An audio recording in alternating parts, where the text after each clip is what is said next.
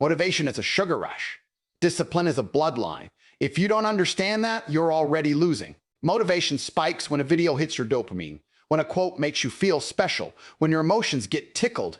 Then it dies. Discipline doesn't care how you feel. Discipline shows up when your emotions are silent and your excuses are screaming. That's the difference between boys who talk and men who take. And most of you, you're addicted to the spike because it lets you pretend you're serious without actually changing.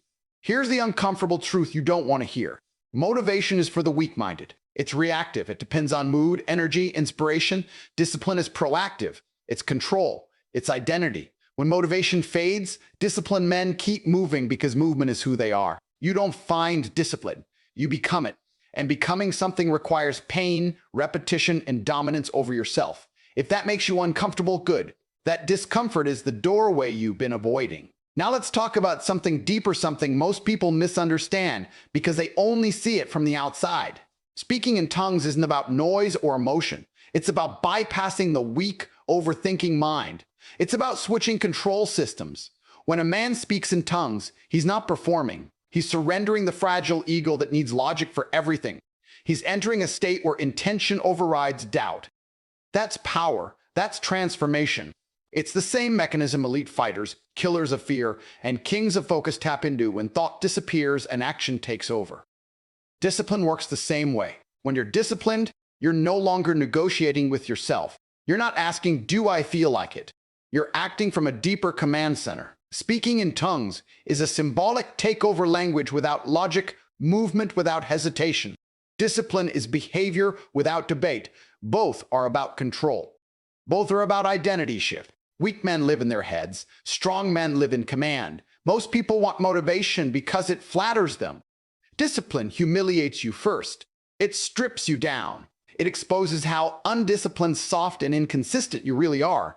That's why people avoid it. They'd rather feel inspired than be exposed. They'd rather chase emotional highs that build unbreakable structure. But dominance isn't emotional. Power isn't polite. Control is silent, repetitive, and ruthless. Here's the hidden truth the masses will never grasp. Once discipline becomes your language, you don't need motivation. You don't need hype. You don't need permission. Your body moves because it's trained to obey. Your mind shuts up because it knows who's in charge. That's when you separate from the herd. That's when you stop being impressed by talk and start being respected for results. Motivation is emotional noise, and most men are drowning in it without realizing it.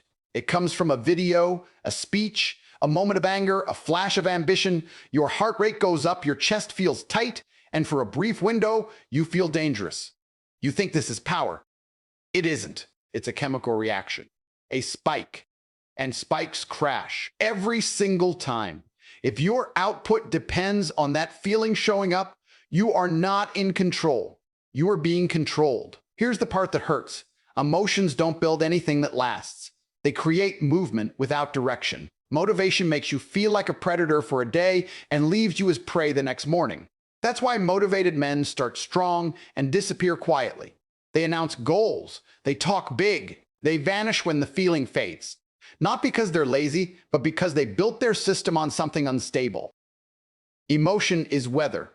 Discipline is architecture. Discipline doesn't care about your mood, your energy, or your personal drama. It doesn't negotiate. It doesn't wait for the right playlist or the right mindset. It executes because execution is the default setting. When discipline runs your life, action is no longer something you hype yourself into. It's something that happens automatically, like breathing. That's real power. Power is not excitement. Power is reliability. Most men hate this idea because it strips them of excuses. If motivation is the driver, failure is easy to justify. You didn't feel it. You weren't in the zone. Discipline removes that escape route. When discipline is in charge, failure becomes a direct reflection of character. That's uncomfortable. That's why people resist it. Comfort loves motivation. Growth demands discipline. Look closely at men who actually win long-term, not the loud ones, the consistent ones. They don't talk about being inspired. They don't wait for emotional alignment. They operate on schedules, rules, and non-negotiables. Their feelings are irrelevant. Their standards are absolute. They don't ask, do I feel like doing this? They ask, is this required? And then they move. That mindset alone puts them in a different category. Motivation is reactive. Something has to happen first. Discipline is proactive. It acts before conditions are perfect. That difference decides everything. A reactive man is always late to his own life. A disciplined man is early, prepared, and dangerous. One lives in response, the other lives in command. If your progress spikes and crashes, the problem isn't your ambition, it's your structure. You don't need more fire, you need a system that works when the fire is gone. Because the fire will always go. That's not pessimism, that's reality. The men who understand this stop chasing emotional highs and start building operational control. Discipline is boring, repetitive, unsexy, and that's exactly why it works. It filters out weak intentions. It exposes who's serious and who's performing. Anyone can be motivated on a good day. Only disciplined men perform on bad ones. And life doesn't care how you perform on good days. If you require emotional stimulation to act, you are still a slave to your internal state. Discipline is freedom from that slavery. It's the moment you decide that your actions will no longer be dictated by how you feel, but by who you decided to be. That decision, enforced daily, is what separates men who consume content from men who build outcomes. Motivation reacts. That alone should make you suspicious of it. It only shows up after something triggers it: a video, a loss, an insult, a sudden burst of ambition. It waits for permission from the outside world. And anything that needs permission is not power, it's dependency. Men who live on motivation are always one stimulus away from action and one inconvenience away from quitting. That's not strength, that's volatility dressed up as drive. Discipline operates on a completely different frequency. It doesn't wait. It doesn't need a spark. It creates inevitability through repetition. When discipline is installed, outcomes stop being a matter of if and start becoming a matter of when. That's what most people fail to grasp. Discipline doesn't feel exciting because it's not designed to entertain you. It's designed to corner reality until it has no choice but to bend. Motivated men ask themselves every day whether they have the energy, the mood, or the desire to act. Disciplined men already decided long ago. The decision is no longer emotional, it's procedural. The action happens because the system says it happens. No debate, no drama. That's why discipline compounds and motivation burns out. One repeats until it becomes unstoppable. The other flares up and disappears without leaving a trace. This is why motivation creates starters, and discipline creates finishers. Motivation loves beginnings, new plans, new routines, new identities that haven't been tested yet. Discipline thrives in the middle, where things are boring, slow, and thankless. Most men quit in the middle because motivation has left and discipline was never built. They call it bad luck. It's not. It's poor architecture. If motivation were enough, consistency wouldn't be rare. If inspiration built empires, everyone who felt fired up would be successful. Reality proves the opposite. The world is full of emotionally charged men with empty results. Discipline is what turns effort into a machine. Once the machine is running, results are no longer optional. They're scheduled. A disciplined man doesn't rise and fall with circumstances. He doesn't spike when things go well and collapse when they don't. His output stays stable because it's not tied to how life treats him that day. That stability is threatening to people who live emotionally. It looks cold. It looks mechanical. It looks ruthless. And it should. Because predictability in action is dominance. Motivation makes promises. Discipline delivers quietly. Motivation tells you who you could become. Discipline forces you to become it through repetition you can't escape. That's why disciplined men scare people. Not because they talk louder, but because they don't need to talk at all. Their presence carries weight because their behavior is consistent under pressure. When discipline takes over, procrastination dies. Not because you feel inspired, but because delay is no longer part of the system. You don't wait for confidence. Confidence shows up after execution, not before. Discipline understands that sequence. Motivation gets it backwards and wonders why nothing sticks. Most men chase motivation because it flatters their self-image. Discipline challenges it. Discipline exposes how often you lie to yourself, how unreliable you've been, how many times you quit when no one was watching. That exposure is painful, so people avoid it. They'd rather feel good temporarily than build something permanent. Inevitability is the real goal. When discipline is locked in, progress happens whether you're excited or exhausted. The work gets done whether you feel powerful or insecure. That's when success stops being a dream and starts being a consequence. Motivation dreams. Discipline executes until reality has no exit. Every time you wait to feel ready, you are surrendering authority. That pause you justify as preparation is actually hesitation dressed up as intelligence. Readiness is not a state you arrive at. It's an illusion weak systems rely on to delay action without admitting fear. The moment you tell yourself you'll start when conditions are right, you've already placed your life under the control of circumstances. And circumstances don't care about you. Waiting feels responsible because it sounds rational, it sounds mature. But look closely and you'll see what's really happening. You are letting emotion decide for you. Energy too low, competence not there, timing off, mindset not aligned. That internal dialogue is not strategy. It's weakness, negotiating for more time. And every time it wins, it gets stronger. You train hesitation the same way discipline trains execution. Strong men don't wait to feel capable. They act and force capability to catch up. Confidence is not the prerequisite.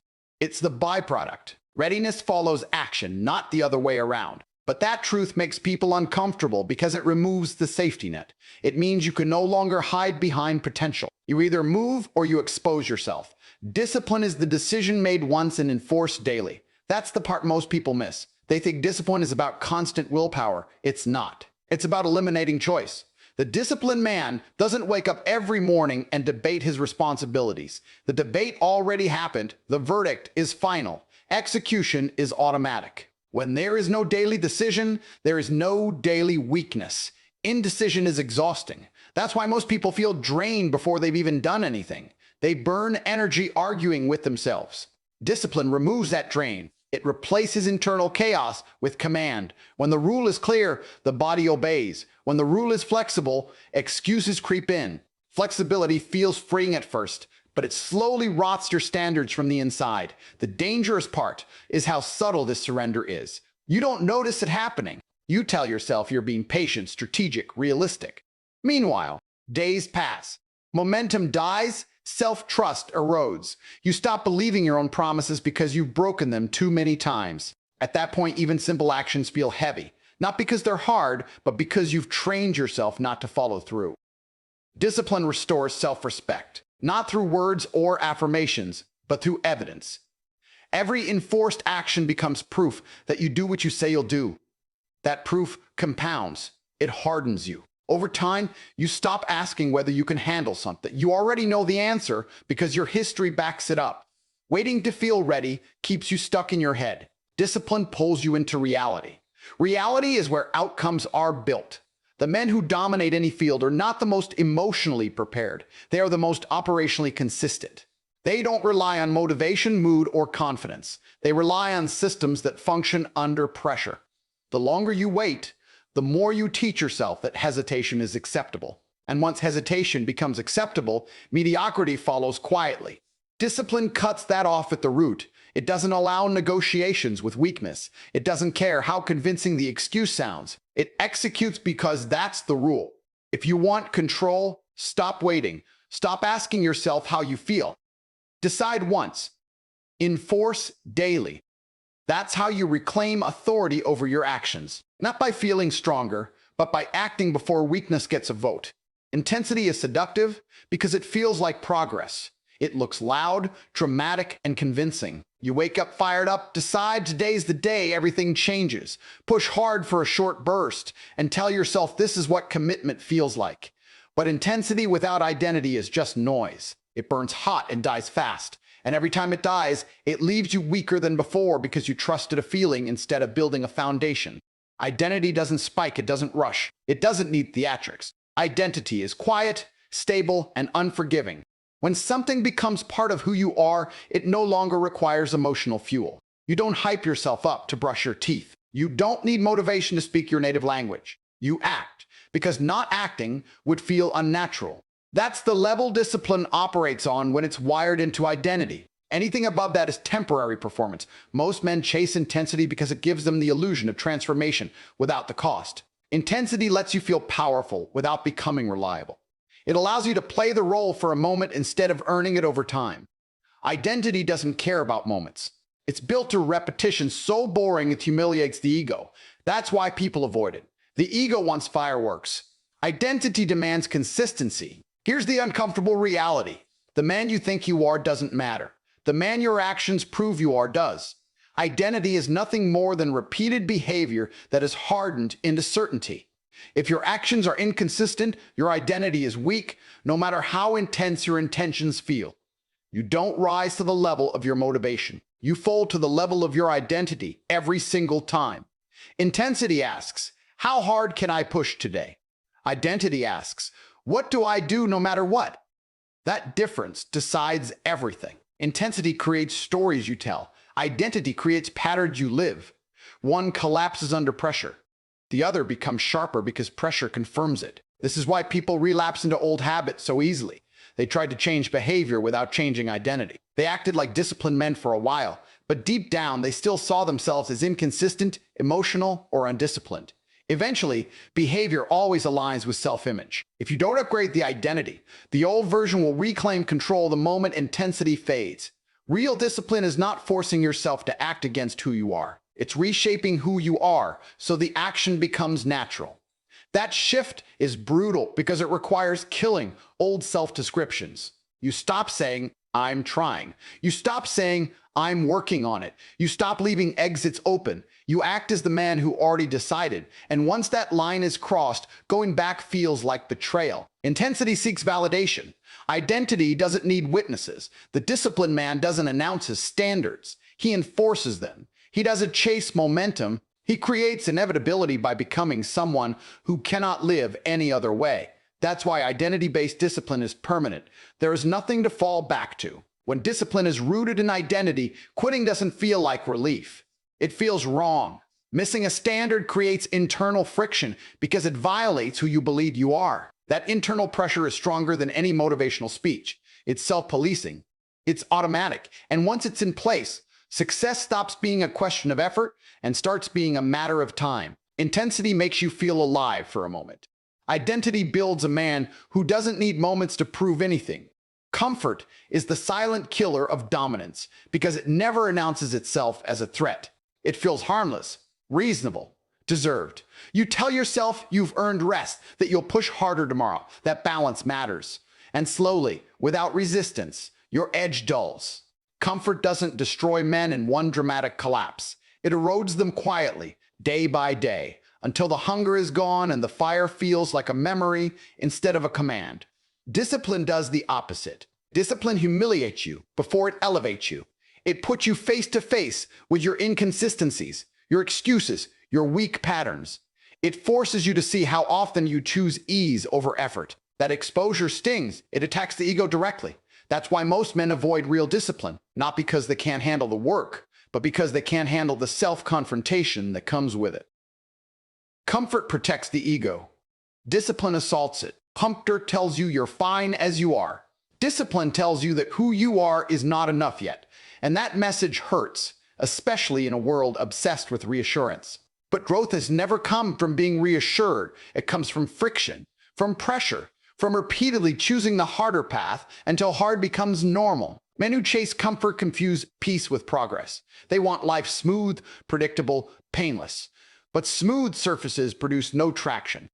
There is no grip, no momentum. Dominance is built in resistance. Discipline creates that resistance on purpose. It introduces controlled discomfort into your life, so reality doesn't overwhelm you when it shows up uninvited. The ego hates discipline because discipline exposes the gap between self-image and behavior. You might see yourself as driven, focused, capable. Discipline tests that belief daily. Miss a standard, and the illusion cracks. That's why people rationalize instead of enforcing rules. Rationalization feels safer than accountability, but safety breeds weakness, and weakness never survives long in competitive environments. Discipline doesn't care how intelligent you are, how talented you might be, or how much potential people see in you. It only responds to execution. That's humiliating for men who built their identity on promise instead of proof. Discipline strips titles away. It reduces everything to actions performed or avoided. That reduction feels like an insult to the ego, but it's the fastest path to real authority. Comfort creates fragile men who panic under pressure because they trained in ease. Discipline creates men who are calm in chaos because discomfort is familiar territory.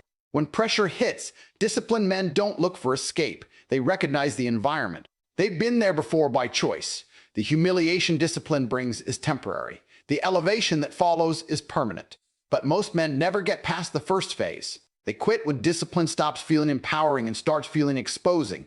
They mistake that phase for failure when it's actually initiation. The discomfort is not a sign you're doing something wrong. It's proof you're finally touching the parts of yourself you've been avoiding. Comfort numbs urgency. Discipline sharpens it. Comfort stretches time until years disappear unnoticed. Discipline compresses time by forcing daily action. One leads to regret you feel too late. The other builds pressure that forges capability early. Men who dominate understand this trait. They willingly sacrifice comfort because they value control more. They accept temporary humiliation because they're playing a longer game. They don't need to feel good today. They need to be dangerous tomorrow. And that mindset changes everything. Discipline doesn't ask if you're comfortable. It asks if you're committed. And commitment enforced under discomfort is what turns potential into something the world can't ignore. Motivation seduces you by making you feel powerful without requiring proof. It inflates the ego, floods the mind with confidence, and convinces you that feeling strong is the same as being strong. It isn't. Feeling powerful is cheap. Anyone can experience it for a moment. A speech, a win, a rush of emotion, and suddenly you believe you've changed. But nothing in your life actually moves. No systems shift.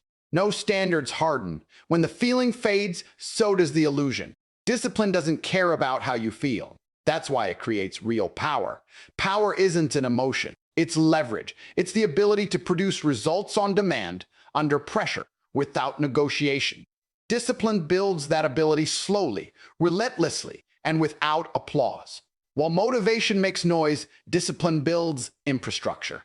One excites the mind. The other conditions the body and rewires behavior. Motivation makes you feel dangerous for an hour. Discipline makes you dangerous all the time. That's the distinction most people refuse to accept. They chase the emotional high because it feels like progress. Discipline feels dull in comparison because it doesn't reward you immediately. It demands obedience first and pays later. Most men are too impatient for that trade. The reason discipline creates real power is simple. It compounds. Every disciplined action stacks evidence. Evidence builds self-trust. Self-trust builds calm authority. When you know through repeated experience that you execute regardless of conditions, your confidence stops being fragile. It no longer depends on validation, praise, or momentum. It's internal, quiet, heavy. Motivation creates confidence without foundation. That confidence collapses the moment resistance appears. Discipline creates confidence through resistance. It trains you to move when it's inconvenient, uncomfortable, and unrewarded. Over time, that rewires your nervous system. Stress stops feeling like a threat. Pressure stops disrupting you, while others panic. You operate. Motivation wants to impress you. Discipline wants to transform you. That's why motivation focuses on how you feel in the moment, while discipline focuses on who you become over time. Motivation asks, do you feel powerful? Discipline asks, can you be relied on? One flatters, the other tests. Real power is boring to watch, it's routine, it's predictable, it's consistent. That's why people underestimate disciplined men. They mistake silence for weakness and calm for lack of ambition. Then results arrive repeatedly, without drama. By the time people notice, the gap is already unbridgeable. Motivation talks about potential. Discipline manufactures outcomes. Potential impresses nobody who understands reality. Outcomes command respect because they are undeniable. You can argue with feelings. You can't argue with results. Discipline puts you on the side of reality that doesn't need explanation. Men who rely on motivation are always starting over. New plans, new routines, new identities. Men who rely on discipline don't restart. They continue. Continuation is power. Momentum built to discipline doesn't reset when life hits. It adapts and keeps moving.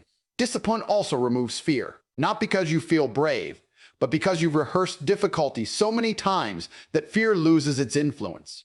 When you know you will act anyway, fear becomes irrelevant. Motivation tries to overpower fear emotionally. Discipline makes fear powerless behaviorally.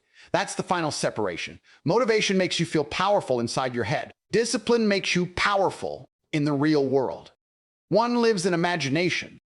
The other lives in action. One fades with emotion. The other deepens with repetition. And only one builds a man whose presence carries weight before he ever speaks. So understand this clearly and permanently. Motivation is a visitor.